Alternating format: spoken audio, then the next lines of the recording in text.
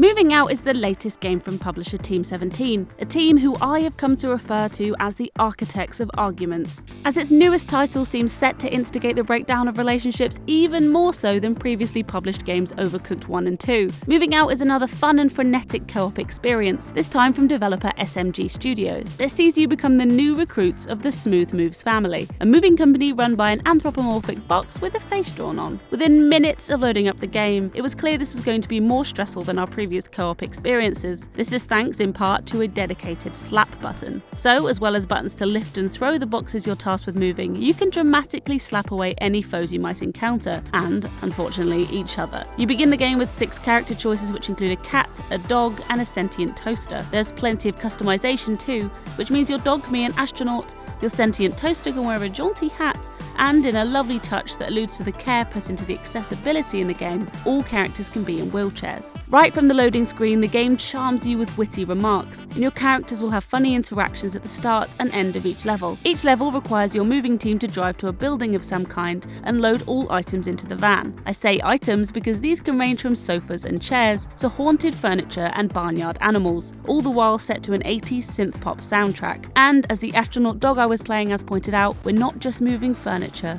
we're moving hearts. Whilst the premise is fairly straightforward, moving some of the furniture is not. Many items will require 2 people to lift and oftentimes won't fit through the doorways at certain angles. And here, dear viewer, is where the arguments begin. The first level that really caused tensions to rise was called Casa De Cliff, a house set over multiple levels with an awkwardly laid out kitchen and shrubs to make moving large objects particularly difficult. This was also the first level that my enjoyment of the game started to wane. On this occasion, you're required to load 22 items, and as with each level, you're able to achieve a gold, silver, or bronze medal for your efforts, depending on how quickly you complete them. On this occasion, we failed to achieve even the bronze medal, which asked that you complete the level within 10 minutes and 30 seconds. This meant, of course, that to progress we needed to attempt this level again, which meant another 10 plus minutes of bickering. As mentioned before, however, the humour is present throughout and often serves to break the tension. Each round will end in utter carnage, as windows break easily and electrical appliances need to be forcefully ripped from their plug sockets. But the combination of silly sound effects and the inevitable destruction means, usually, the levels are more humorous than they are stressful.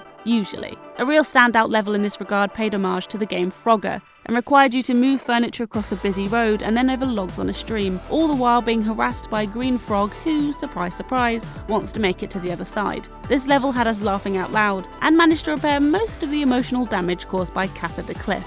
It's in these more inventive levels that you really start to love Moving Out. Levels that require an element of problem solving, perhaps by pushing buttons to open new rooms, or trying to wrangle sheep onto the truck, keep the game fresh and engaging.